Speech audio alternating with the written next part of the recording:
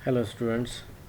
आज lecture number 3 जो कि चैप्टर नंबर 3 डायनामिक्स के हवाले से जो एमसीक्यूज़ हैं, इंपॉर्टेंट एमसीक्यूज़, उनके ऊपर जो है वो डिटेल एक वीडियो है जिसमें अबाउट 60 एमसीक्यूज़ हैं, इंपॉर्टेंट एमसीक्यूज़ हैं। इनको समझना है और इनके राइट और रॉन्ग ऑप्शन को जो है वो अंडरस्टैंड करना है।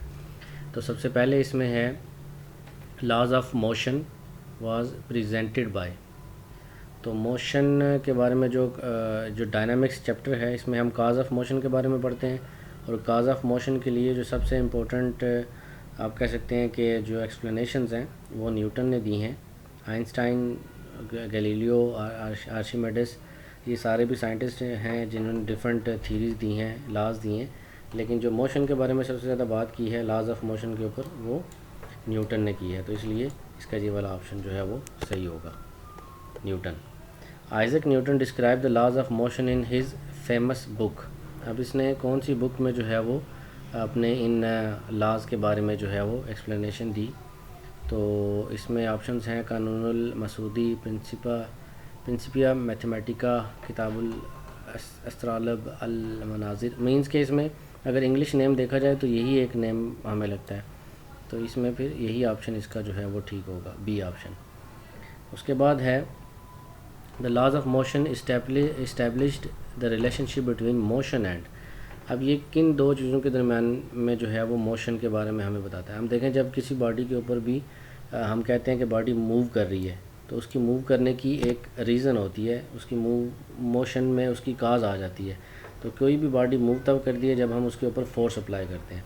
तो इसलिए अगर हम यहाँ पे मोशन देखें तो इसका रिलेशन जो है वो हमें किसके साथ मिलेगा, फोर्स के साथ हमें इसका रिलेशन मिलेगा। तो इसलिए ये जो इसका ए ऑप्शन है वो राइट ऑप्शन होगा, फोर्स। ये इसका ए ऑप्शन ये वाला सही है।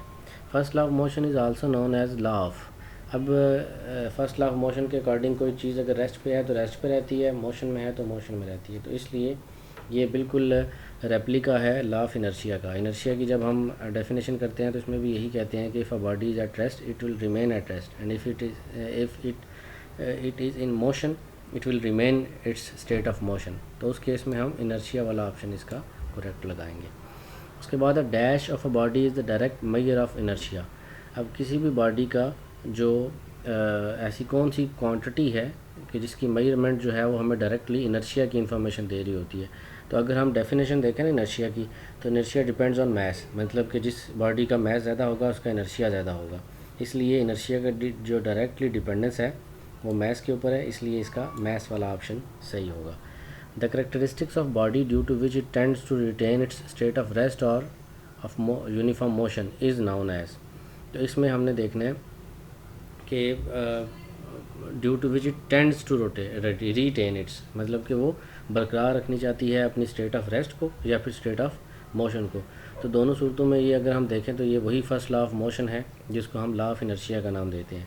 तो इसलिए जो 6 ऑप्शन का राइट ऑप्शन होगा वो सी होगा। उसके बाद है dash is the agency which changes और tends to change the state of rest और ऑफ यूनिफॉर्म मोशन। तो इसमें भी ऐसी कौन सी एजेंसी है जो बॉडी की कंडीशन को चेंज कर सकती है। अगर वो रेस्ट पे है तो मोशन में लेके आ सकती है, और अगर वो मोशन में है तो उसको स्टॉप कर सकती है। तो ऐसी कौन सी जो है वो एजेंसी है, और वो फोर्स ही है जो इसको जो है वो चेंज कर सकती है। फोर्स ही उसके अंदर जो है वो बदलाव लेके आ सकती है, और अगर बॉडी रेस्ट पे है तो उसको मूव कर सकती है, और अगर वो मोशन में है तो उसको रेस्ट पे लेके आ सकती है। ये इसके पास ये जो है वो क्वालिटी होती है। उसके बाद है law of inertia is actually the dash law. अब लॉ ऑफ इनर्शिया असल में न्यूटन लॉ से कैसे जो है वो सिमिलरिटी रखता है। तो उसमें हमने अभी पढ़ा कि first law of motion actually law of inertia की जो है वो एक्सप्लेनेशन देता है, इसलिए इसका ए ऑप्शन जो है वो सही होगा। आपने इसी को जो है वो तैयार करना है। ये 8 क्वेश्चन हो गए। आगे क्वेश्चन नंबर 9 है when a force is applied on the body dash is produce in the body. Force apply करेंगे तो बॉडी के अंदर क्या प्रोड्यूस होगा, फोर्स अप्लाई करेंगे तो मीन्स कि फिर हमने ज़हन को थोड़ा सा उसी तरफ लेके जाना है कि बॉडी के अंदर जब हम फोर्स अप्लाई करते हैं तो मोशन इन्वॉल्व होती है। तो फोर्स अप्लाई करने से बॉडी के अंदर एक उसकी मोशन के अंदर एक चेंज आता है, तो इसी चेंज को, जिसको हम चेंज ऑफ वेलोसिटी कहते हैं, उसकी वजह से बॉडी के अंदर जो है वो एक्सेलरेशन बनता है। तो इसमें वेट और एनर्जी का कंसेप्ट कहीं पे भी नहीं आता, तो इसलिए इसका मोर अप्रोप्रिएट आंसर एक्सेलरेशन है। उसके बाद है the acceleration produced in moving body is always in the direction of applied. अब जिस तरफ बॉडी की फोर्स अप्लाई होगी बॉडी के ऊपर, उसी तरफ बॉडी का जो है वो एक्सेलरेशन बनेगा। अगर बॉडी की डायरेक्शन में फोर्स लगाई जा रही है तो पॉजिटिव एक्सेलरेशन बनेगा, और अगर अपोजिट डायरेक्शन में फोर्स लगाई जा रही है तो नेगेटिव एक्सेलरेशन बनेगा। तो उस केस में अगर हम देखें तो इसका फोर्स ही है जो बॉडी के अंदर एक्सेलरेशन प्रोड्यूस करने की सलाहियत रखता है। उसके बाद आगे आते हैं 11 पे। If mass of body is doubled while keeping the force constant then acceleration will be. अगर कहता है कि बॉडी का मास डबल कर दिया जाए जबकि उसकी फ़ोर्स कांस्टेंट रहे, देन एक्सेलरेशन, उसके एक्सेलरेशन के ऊपर इसका क्या जो है वो इफ़ेक्ट होगा। तो अकॉर्डिंग टू अगर हम इसके फार्मूला की बात करें तो इसका फार्मूला हमारे पास जो है वो है F is equal to ma।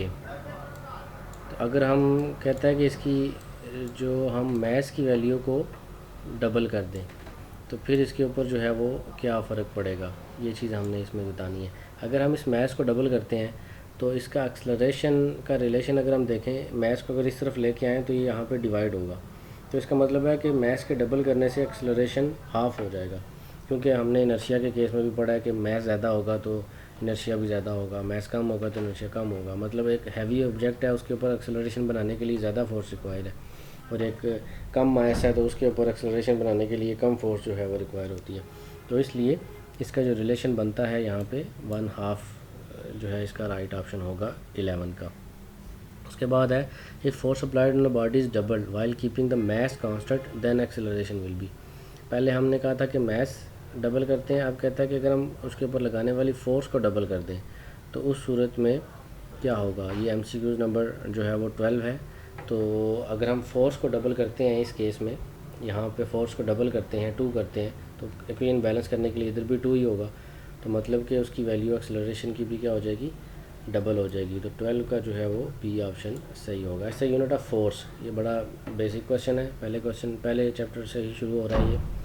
तो ऐसे यूनिट की बात हो रही है सिस्टम इंटरनेशनल में। फोर्स का यूनिट जो है वो वैसे तो डाइंस वैसे नहीं है इसका यूनिट, पाउंड जो है वो फोर्स का ही यूनिट होता है, लेकिन हमने क्योंकि ऐसे यूनिट की बात की है इसलिए ऐसा यूनिट इसका न्यूटन ही होगा, और इसको स्मॉल लेटर से लिखते हैं, स्मॉल n से। उसके बाद है when a force of 8 newton is applied on a body of mass 2 kg then the acceleration produce will be. Question number 14 में अब देखें, यहाँ पे अगर हम फोर्स की जगह 8 पुट करते हैं और उसमें मास 2 पुट करते हैं तो 2 और 8 आपस में कटते हैं तो 4 बचता है, तो इसलिए 4 वाला ऑप्शन, ये वाला बी इसका सही ऑप्शन होगा, राइट ऑप्शन होगा बी। हमने इसी फार्मूला से F is equal to ma से इसको अंडरस्टैंड करना है जी। क्वेश्चन नंबर 15 है 1 न्यूटन इज़ इक्वल टू, आगे डिफरेंट ऑप्शन दिए हुए हैं, तो 1 न्यूटन की वैल्यू हम according to the formula of force, newton second law से ही इसकी वैल्यू निकालेंगे। और अभी मैंने जैसे पहले भी फार्मूला लिखा था, न्यूटन सेकंड लॉ का जो फार्मूला है F इज़ इक्वल टू है ma। तो इस केस के अंदर हमने देखना है कि इसके यूनिट क्या बनते हैं। तो मास का यूनिट होता है kg और एक्सेलरेशन का होता है मीटर पर सेकंड स्क्वायर, तो kg ms - 2 इसका ए ऑप्शन जो है वो राइट ऑप्शन होगा, एक्यूरेट ऑप्शन होगा इसका ए। उसके बाद action and reaction are equal in magnitude but opposite in direction is known as. अब ये न्यूटन का लॉ ही है, तो इसमें हमने बताना है कि ये कौन सा लॉ है जिसमें एक्शन और रिएक्शन की जो है वो बात होती है, तो ये न्यूटन का थर्ड लॉ है। Walking on road is an example of dash law. अब वॉकिंग ऑन रोड में जब हम चलते हैं तो उस सूरत में भी एक्शन रिएक्शन का एक कंसेप्ट उसमें पाया जाता है, तो इस केस में भी हम यही कहेंगे कि 17 का आंसर भी थर्ड लॉ ही होगा, सी होगा। When a block is lying on a smooth surface its weight is balanced by. अब किसी भी ब्लॉक को जब हम स्मूथ सरफेस के ऊपर रखते हैं तो उसका जो वेट है, वेट असल में फ़ोर्स की बात हो रही है कि वो बैलेंस कैसे करती है उसको, क्वेश्चन नंबर 18 में। तो इसमें देखें 4 ऑप्शन है, मास है, मोमेंटम है, इनर्शिया है, नॉर्मल रिएक्शन है। तो यहाँ पे मास तो एक बिल्कुल डिफरेंट क्वांटिटी है, मोमेंटम डिफरेंट है, इनर्शिया एक और डिफरेंट क्वांटिटी है, तो मोस्ट अप्रोप्रिएट आंसर इसमें जो बनता है वो उसका नॉर्मल रिएक्शन ही है। एक्शन रिएक्शन के अकॉर्डिंग अगर देखें तो नॉर्मल रिएक्शन ही उसको बैलेंस करेगा उस पोजीशन के ऊपर। क्वेश्चन नंबर 19 है the wait of a body of mass 10 kg on earth will be. अब 10 kg अगर उसका मैस है तो अगर हम F इज़ इक्वल टू इस फार्मूला को थोड़ा सा रीअरेंज करें, रीअरेंज भी नहीं, बस हम एक टर्म चेंज करें, और वो टर्म एक ही है कि जब हम हाइट की बात कर रहे होते हैं ग्रेविटेशनल एक्सेलरेशन उसमें आ जाता है g, तो g की वैल्यू कॉमनली 10 ली जाती है। तो अगर हमें मैस m 10 दिया हुआ है तो g की वैल्यू 10 पुट करेंगे तो वो कितनी हो जाएगी, 100 न्यूटन हो जाएगी। तो 100 इसका राइट ऑप्शन होगा। उसके बाद है the dash of a body always acting towards the centre of the earth. अब कौन सी जो है वो वैल्यू है इसमें से, क्वांटिटी है जो हमेशा बॉडी के सेंटर की तरफ ही एक्ट करती है, क्वेश्चन नंबर 20 के अंदर। तो देखें, जब हम किसी भी बॉडी का वेट मेजर करते हैं तो उसका जो सेंटर ऑफ जी होता है वो एग्जैक्टली उसके सेंटर में ही लाई कर रहा होता है। तो जब हमें किसी बॉडी का वेट मेजर करना होता है तो हम उसके सेंटर की बात करते हैं, टूवर्ड्स सेंटर ऑफ अर्थ। तो इसमें जो 20 का ऑप्शन है वो वेट होगा, इसका डी ऑप्शन सही होगा। 21 पे आते हैं, quantity of matter in a body. Quantity of matter means कि उसमें मिकदार, किसी बॉडी के अंदर मौजूद मिकदार किस चीज़ के बारे में इंफॉर्मेशन दे रही होती है। तो फोर्स के बारे में तो नहीं है, ये तो एक डिफरेंट क्वांटिटी है, वेलोसिटी भी नहीं है, वेट भी नहीं है। मैस इसमें सबसे एक्यूरेट आंसर है कि क्वांटिटी, बल्कि मैस की डेफिनेशन ही ये है quantity of matter processed by a body. तो इसलिए मैस इसका राइट ऑप्शन होगा। The force with which earth attracts a body towards centre is known as. अब ऐसी कौन सी फोर्स है जो बॉडी को टूवर्ड्स सेंटर की तरफ खींचती है, इसकी डेफिनेशन हमने अभी थोड़ी देर पहले भी देखी थी क्वेश्चन नंबर 20 के अंदर भी। तो सेंटर की तरफ जब भी हम बात करेंगे तो उसमें हमारी जो राइट ऑप्शन आएगा वो सी ही आएगा, weight. The characteristic of a body which determines the magnitude of acceleration produced when a certain force acts upon it. Characteristic of body which determine the magnitude of acceleration. Magnitude of, कौन सी ऐसी characteristic है body की जो हमें magnitude of acceleration बताती है जब उसके ऊपर जो है वो फोर्स अप्लाई की जाती है। तो इसमें दो चीज़ें गिवन है, अगर ए गिवन है और एफ़ गिवन है तो हमें बाकी ए की क्वांटिटी बचती है, वो एम बचती है जो हमें इंफॉर्मेशन देगी। तो इसका मतलब है 23 का राइट ऑप्शन जो है वो ए ऑप्शन होगा। उसके बाद है mass of body is measured by. Mass of body कैसे मेजर किया जाता है, इसके लिए डिफरेंट मेथड्स हैं, तो हमने बताना है इनमें से कौन सा एप्रोप्रिएट मेथड है मैस ऑफ बॉडी मेजर करने के लिए। तो स्प्रिंग बैलेंस से तो हम वेट मेजर करते हैं, इसलिए ऑल वो का केस तो इसमें हो नहीं सकता। तो फिज़िकल बैलेंस इसमें बचता है, जिससे हम फ्री फॉल ऑपरेटर से भी हम वेट की वैल्यू मेजर कर रहे होते हैं, मैस की वैल्यू नहीं। Weight of body is measured by. अब वेट ऑफ बॉडी हम कैसे मेजर करते हैं, इसके लिए अभी मैंने बताया आपको स्प्रिंग बैलेंस है। फ्री फॉल ऑपरेटर से हम जी की वैल्यू फाइंड कर रहे होते हैं, ग्रेविटेशनल एक्सेलरेशन जिसे हम कहते हैं, तो इसलिए स्प्रिंग बैलेंस होगा। यूनिट ऑफ वेट, अब जैसे फोर्स का यूनिट न्यूटन है तो वेट भी एक टाइप ऑफ फोर्स है, तो इसलिए इसका यूनिट भी न्यूटन ही होगा। उसके बाद है 27, dash of a body remains same everywhere. कौन सी वैल्यू है जो बॉडी की वैल्यू, कौन सी क्वांटिटी है जो सेम रहती है एवरीवेयर। तो हम अगर देखें इसकी तो जो मैस की वैल्यू है ये कहीं पे भी जाके जो है वो चेंज नहीं होती, उसकी वैल्यू सेम। वेलोसिटी चेंज हो सकती है, एक्सेलरेशन चेंज हो सकता है, वेट चेंज हो सकता है, ये क्योंकि हाइट पर डिपेंड कर रहा होता है। तो इसलिए मैस वाला ऑप्शन इसमें राइट ऑप्शन होगा 27 के अंदर। 28 पे आ जाते हैं, dash of a body does not remain same everywhere. अब कौन सी वैल्यू है जो सेम नहीं रहती। मैथ्स तो अभी हमने पढ़ा कि वो सेम रहती है, इनर्शिया भी मोशन और रेस्ट के अकॉर्डिंग जो है वो इसकी वैल्यू हम बताते हैं। तो एक ही वैल्यू बचती है जो एवरीवेयर सेम नहीं रहती, और वो है वेट, क्योंकि W=mg के अकॉर्डिंग जी की वैल्यू चेंज होती रहती है तो वेट भी चेंज होता रहेगा। द वैल्यू ऑफ, जैसे हम एक एलिवेटर में खड़े होते हैं तो लिफ्ट में खड़े होते हैं तो ऊपर नीचे जाती है तो उसमें हमें डिफरेंट फीलिंग आती है, that feeling is due to the variation of weight और weight. The value of weight of a body of constant mass depends on, जो कांस्टेंट मास डिपेंड किसके ऊपर करता है वैल्यू ऑफ वेट का, तो वो ज़ाहिर बात है अभी मैंने बताया आपको कि वो जी के ऊपर डिपेंड करेगी इसकी वैल्यू। जैसे जैसे ग्रेविटेशन एक्सेलरेशन चेंज होगा वो वैल्यू भी वेरी करेगी बाकी भी। मास इज़ क्वांटिटी, वेक्टर है, ड्राइव है, नेगेटिव है, स्केलर है। तो मैस नेगेटिव कम ही लिखा जाता है। इसी तरह तो मैस जो है वो स्केलर क्वांटिटी है, इसकी कोई डायरेक्शन नहीं होती, हमें ना ही इसकी एक्सप्लेनेशन में डायरेक्शन बतानी पड़ती है। Weight is a dash quantity, जैसे फोर्स वेक्टर क्वांटिटी है, इसी तरह वेट भी जो है वो वेक्टर क्वांटिटी ही होगी। When a block is hanging with the help of rope then weight of the body is balanced by. अब कौन से मेथड के अकॉर्डिंग जो है वो उसकी वैल्यू को हम बैलेंस करते हैं। ठीक है, 31 भी हमारा हो गया। 32 में देखें ज़रा कि जब हम किसी भी चीज़ को हैंग करते हैं तो डाउनवर्ड तो उसका वेट एक्ट कर रहा होता है, जबकि अपवर्ड डायरेक्शन में उसकी कौन सी वैल्यू एक्ट कर रही होती है, टेंशन की वैल्यू एक्ट कर रही होती है। तो 32 का जो है वो डी ऑप्शन सही होगा, टेंशन। आगे चलते हैं। 33 है, there are dash cases of motion of body hanging with the help of रोप।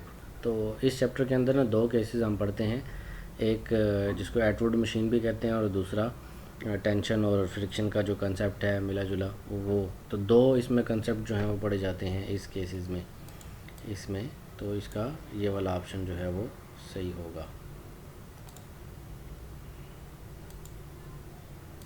उसके बाद the tension produce when one body moves vertically and the other moves horizontally is dash as compared to the tension produced when both bodies move vertically। तो both bodies move vertically Atwood machine का case है, तो इसमें हमने ये बताना है कि tension produce when one body move vertically, एक वर्टिकल है ठीक है, और दूसरी जो है वो हॉरिजेंटल सरफेस के ऊपर है।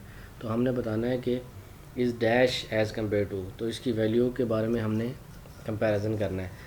तो अगर हम देखें तो जो वर्टिकल है उसके ऊपर तो पूरा का पूरा वेट जो है वो अप्लाई हो रहा है, लेकिन अगर उसको हॉरिजेंटली देखा जाए तो वो उसकी ओरिजिनल वैल्यू का जो है वो हाफ उसके ऊपर एक्ट कर रहा होगा। ठीक है, तो ये हम मैथमेटिकली इसको प्रूव भी कर सकते हैं अगर हम उस फार्मूला, दोनों फार्मूला को यूज़ करते हुए इसकी वैल्यू को निकालें। उसके बाद है quantity of motion in a body is known as. आगे भी हमने इसके ऊपर बात की थी 35 के केस में। अब ये यहाँ क्वालिटी ऑफ मोशन नहीं हो रही, क्वांटिटी ऑफ मोशन की बात हो रही है। तो क्वांटिटी ऑफ मोशन असल में किसी भी बॉडी के मोमेंटम के बारे में डेफिनेशन की है, इसी की डेफिनेशन है, समझ लें। Quantity of motion is called momentum. ठीक है, तो फोर्स की वजह से ही बॉडी के अंदर मोमेंटम बनता है, लेकिन इसमें दो चीज़ों का आना ज़रूरी है, एक मैस और दूसरा velocity. Product of mass and velocity अभी हमने बात की, ये भी मोमेंटम की डेफिनेशन ही है 36 में, इसका सी ऑप्शन। ऐसे यूनिट मोमेंटम, अब मोमेंटम का ऐसा यूनिट जो है इसके फार्मूला से अगर हम देखें, एम वी इसका फार्मूला होता है, एम वी। तो मैस का होता है केजी और वेलोसिटी का मीटर पर सेकंड, तो केजी मीटर पर सेकंड। और इसी के अलावा अगर हम दूसरा रिलेशन इसका देखें फोर्स के साथ, तो मोमेंटम होता है change of momentum is equal to force into time. तो उस केस में ये वाला ऑप्शन भी इसका ठीक है, ये वाला ऑप्शन भी ठीक है, तो इसलिए डी ऑप्शन इसका जो है वो मोर एक्यूरेट होगा। ठीक है, तो इसमें क्योंकि दोनों ऑप्शंस हैं डी, 37 के केस में डी, तो इसके दोनों ऑप्शन ये जो है वो सही होंगे। kgms-1, अब ये किसके इक्वल होता है, kgms-1 अभी हमने ऊपर यहाँ लिखा हुआ था, तो ये न्यूटन सेकंड के इक्वल भी होता है। तो 38 में इसका सी ऑप्शन जो है वो सही है। Rate of change of momentum is equal to rate of change of momentum, momentum over time की बात हो रही है, तो ये फार्मूला फोर्स का फार्मूला है। इसको हम ऐसे लिखते हैं, rate delta P divided by T, ऐसे लिखा जाता है। ये असल में फोर्स के इक्वल होता है। Direction of rate of change of momentum is in the direction of, जिस तरफ मोमेंटम चेंज की डायरेक्शन होगी तो फोर्स की डायरेक्शन भी उसी तरफ होगी, क्योंकि ये दोनों एक दूसरे के बिल्कुल डायरेक्टली लिंक कर रहे हैं यहाँ पे इस फार्मूला के अकॉर्डिंग। तो इसमें फोर्स वाला ऑप्शन जो है वो सही होगा। आगे चलते हैं। The force which resist the motion of one surface on another surface is known as.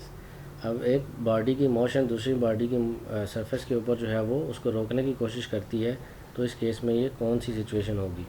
तो हम इसकी डेफिनेशन अगर देखें तो ये फ्रिक्शन की डेफिनेशन बनती है, तो इसका बी ऑप्शन सही होगा। When object is at rest the force of friction is known as. अब जब बॉडी रेस्ट पे चली जाती है, इतनी ज़्यादा उसके ऊपर फ्रिक्शन एक्ट करती है कि वो बॉडी रेस्ट पे चली जाती है, तो या फिर हम कह लें कि बॉडी है ही रेस्ट पे है, तो उसमें फ्रिक्शन का कौन सा केस होगा, तो वो असल में रेस्ट में होने की वजह से स्टैटिक फ्रिक्शन हम उसको कहेंगे।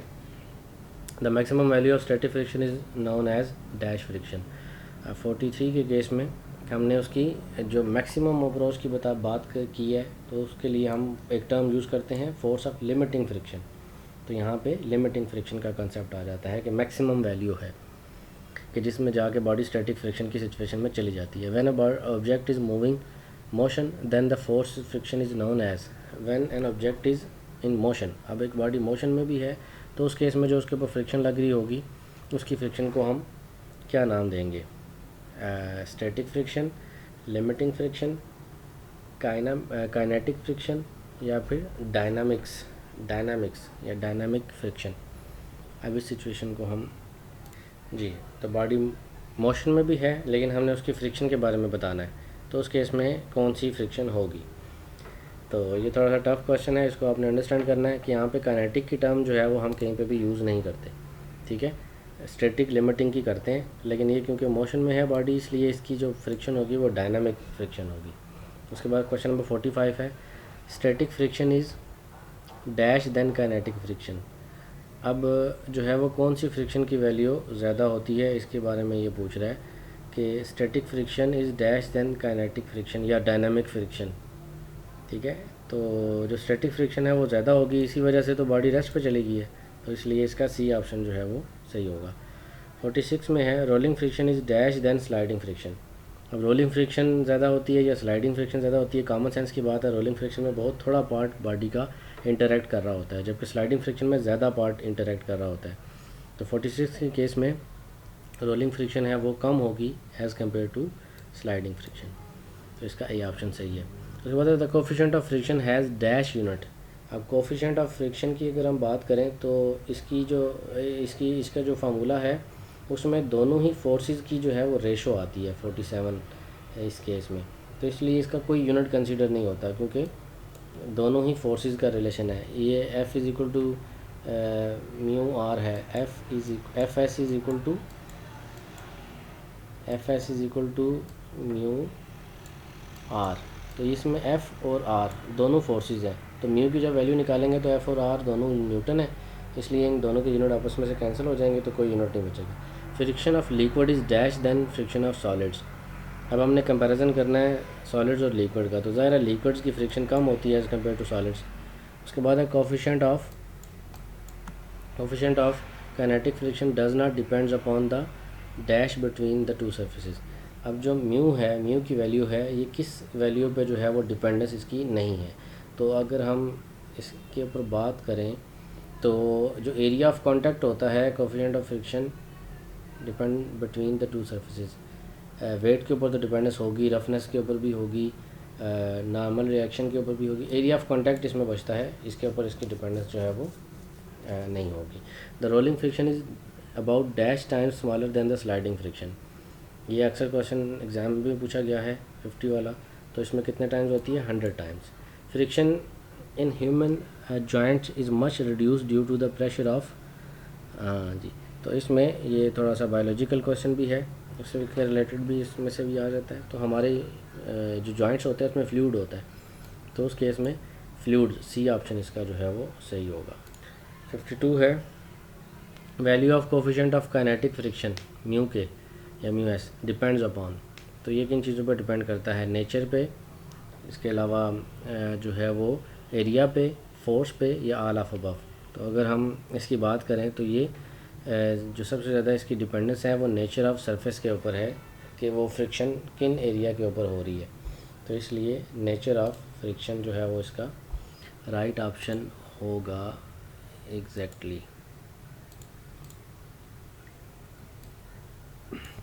उसके बाद है the rotation of water sprinkler is an example of dash law of motion. Rotation of water sprinkler, तो पानी का जो कतरा होता है, वो जो मूवमेंट होती है उसकी, वो किस लॉ के अकॉर्डिंग जो है वो होती है, ये बताना है हमने। तो उसमें ज़ाहिर सी बात है जितना हम उसको प्रेस करते हैं उतना तेज़ी के साथ पानी बाहर की तरफ निकलता है, तो वहाँ पे एक्शन रिएक्शन का कंसेप्ट आता है जो कि न्यूटन थर्ड लॉ से बिलोंग करता है। Spider web remains intact due to, अब उसमें जो कनेक्शन है वो किस वजह से बना रहता है? 54 के केस में, तो वहाँ पे टेंशन डेवलप होती है जो उसने एक जाल बनाया होता है उसके according. Momentum of moving body depends upon, momentum जो है वो किस पर डिपेंड कर रहा होता है, बॉडी की क्वांटिटी, कौन सी ऐसी वैल्यू है जिस पे इसकी डिपेंडेंस होती है। तो अगर हम यहाँ बात करें तो मैस, वेलोसिटी, वेट, और वेट क्योंकि फोर्स है, वेलोसिटी mv उसके फार्मूला में आता है और मैस भी आता है उसमें, तो इसलिए मैस और वेलोसिटी दोनों की डिपेंडेंस इसके ऊपर होगी, both A and B. Motion of rocket is an example of, इसमें भी एक्शन और रिएक्शन का कंसेप्ट है, तो देख लेते हैं कि इसमें कौन सी जो वैल्यू है वो होल्ड कर रहा है। तो यहाँ पे एक्शन रिएक्शन का तो जिक्र नहीं है, यहाँ पे है लॉ ऑफ मोशन है, law of conservation of momentum है, law of conservation of energy है, वेट है। तो अगर हम कंजर्वेशन ऑफ मोमेंटम की बात करें तो यहाँ पे ये वाला लॉ जो है वो वैलिड होगा, law of conservation of momentum, क्योंकि इसमें जो मोमेंटम है वो उसका कंजर्व रहना बहुत ज़रूरी होता है, तभी उसकी मोशन नॉर्मल होगी। 57 है, value of coefficient of static friction is usually dash than coefficient of kinetic या डायनामिक फ्रिक्शन। तो स्टैटिक फ्रिक्शन की वैल्यू आगे भी हमने इस पे बात की है, लेकिन यहाँ पे क्योंकि वो एक डिफरेंट एस्पेक्ट में ये चीज़ पूछ रहा है कि किसकी कोफिशिएंट की वैल्यू ज़्यादा होगी। तो ज़ाहिर है स्टैटिक के केस में जब बॉडी रेस्ट पे चली जाती है तो इसका मतलब है उसकी वैल्यू बहुत ज़्यादा है एज़ कम्पेयर टू डायनामिक, क्योंकि डायनामिक में बॉडी अभी तक मूव कर रही है, तो स्टैटिक की जो है वो वैल्यू ग्रेटर होगी एज़ कम्पेयर टू डायनामिक। तो 57 में सी ऑप्शन सही होगा। When air is release from an inflated balloon it shoots out, example of, ये बड़ा सिंपल सा क्वेश्चन है और ये अक्सर पूछा भी जाता है। तो इसमें देखें ज़रा कि यहाँ पे भी फर्स्ट लॉ की इन्वॉल्वमेंट तो नहीं है, कंजर्वेशन एनर्जी भी नहीं हो रही, इसी तरह इसमें भी जो है वो एक ही बचती है वैल्यू, वो law of conservation of momentum है कि उसमें जितने भी उसके एयर के पार्टिकल्स हैं उनका मोमेंटम कंजर्व रहता है, जैसे कि बैलिस्टिक मिसाइल है और इसी तरह रॉकेट प्रोपल्शन है, जो भी है उसमें law of conservation of momentum का कंसेप्ट भी पाया जाता है। Sliding friction is commonly converted into rolling friction by the use of, अब कौन से ऐसे मेथड्स हैं जिनको अपना के हम स्लाइडिंग सरफेस को रोलिंग फ्रिक्शन के अकॉर्डिंग जो है हम रिड्यूस कर सकते हैं, उसकी वैल्यू को कम कर सकते हैं। तो अगर हम बॉल बेयरिंग का यूज़ करें तो उसकी स्लाइडिंग फ्रिक्शन कम हो जाएगी। The front side of high speed vehicle, aeroplanes and ships are shaped wedge like to reduce, wedge like shape होती है जितनी भी फास्ट मूविंग ऑब्जेक्ट्स हैं। तो कहता है कि इसकी ये शेप क्यों बनाई जाती है, इसकी रीज़न क्या है। तो इसकी रीज़न की अगर हम बात करें तो इसमें जो फ्रिक्शन है उसको रिड्यूस करने के लिए ये फिनोमेना जो है वो अप्लाई किया जाता है। अब आपने इसमें देखना है, जो भी MCQs आपको क्लियर नहीं है उसके वाले से आप फर्दर भी क्वेश्चन पूछ सकते हैं, और आपने चैनल को सब्सक्राइब भी करना है ताकि हम बाकी चैप्टर्स के ऊपर भी जो है वो डिटेल से बात करें। तो हम पहले बात करेंगे 9th के, इसी तरह 3rd चैप्टर हमारा कंप्लीट हो गया, इसी तरह 4th 5th चैप्टर के ऊपर भी हम इसी तरह कंटिन्यूसली बात करते रहेंगे। तो आप इससे जुड़े रहें ताकि आपको फिज़िक्स के हवाले से, 9th के हवाले से इम्पोर्टेंट MCQs की जो है वो प्रिपरेशन हो जाए। तो वीडियो को लाइक करें, शेयर कर दें और चैनल को सब्सक्राइब कर दें। Thank you.